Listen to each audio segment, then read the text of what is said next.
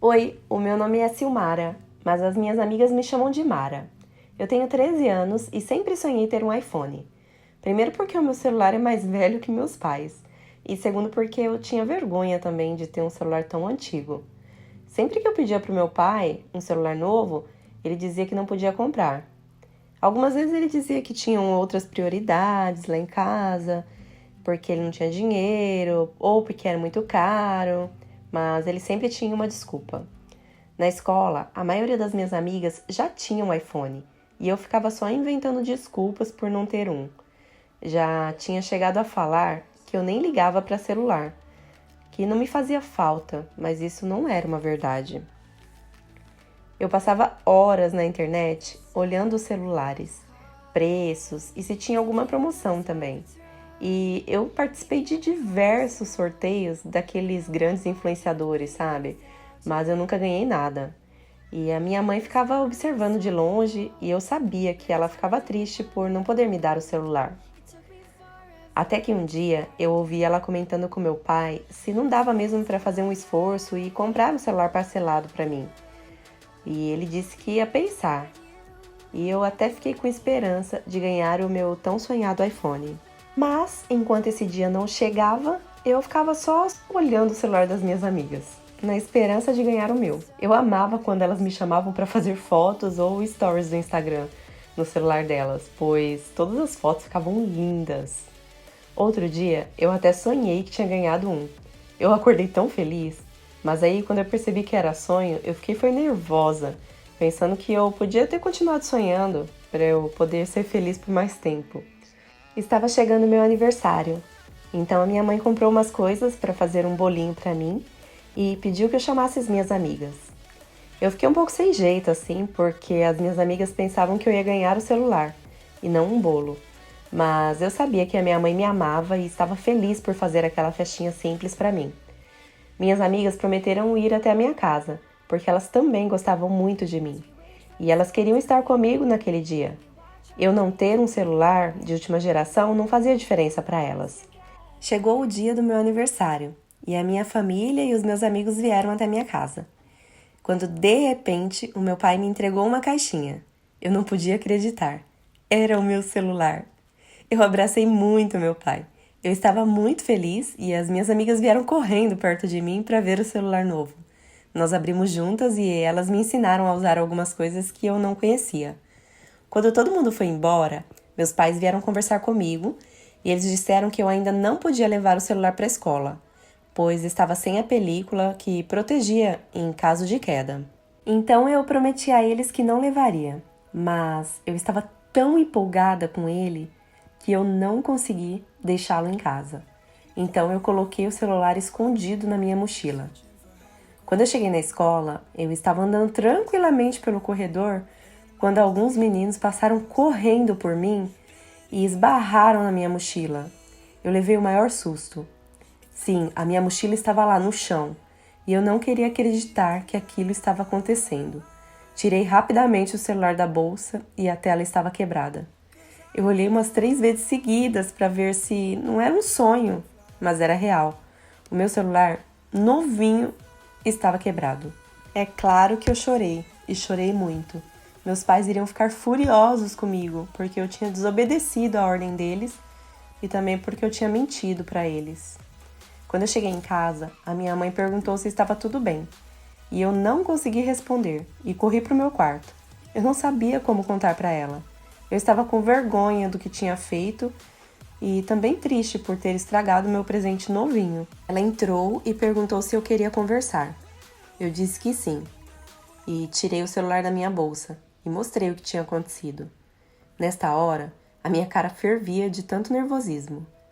Minha mãe ficou muito brava, mas como sempre, ela conversou e me fez enxergar o que eu havia feito. Ela disse que eu teria que lidar com as consequências do que eu tinha feito e que infelizmente eu ficaria sem o celular, pois ela não tinha dinheiro para arrumar. Quando meu pai chegou, foi outra longa conversa e ele disse que eu tinha deixado o pensamento da desobediência me tirar algo que eu havia ganhado, que se eu tivesse ouvido o que eles falaram, aquilo não teria acontecido. Eu passei o fim de semana trancada no meu quarto, sem vontade de ver TV, sem internet, Quando eu cheguei na escola, as minhas amigas perguntaram como os meus pais tinham reagido a tudo, e eu voltei a chorar. Eu estava muito triste com aquela situação. Elas viram que eu estava mal e tiveram a ideia de me ajudar. Elas disseram que só precisavam descobrir uma forma de arrumar dinheiro para consertar meu celular. Foi então que a gente teve uma ideia genial.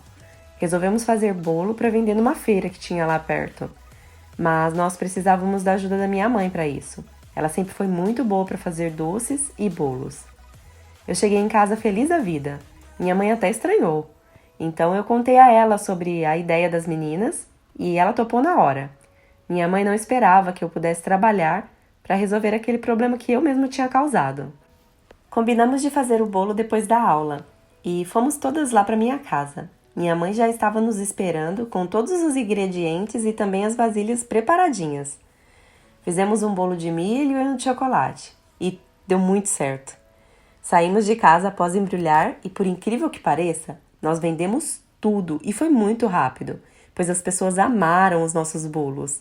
Disseram que estavam saborosos e macios e quase todo mundo comprou mais de um pedaço. Todos os dias de feira nós vendíamos bolo e já tínhamos conseguido juntar boa parte do dinheiro que precisava, mas ainda faltava um pouco, pois trocar a tela do celular era bem caro.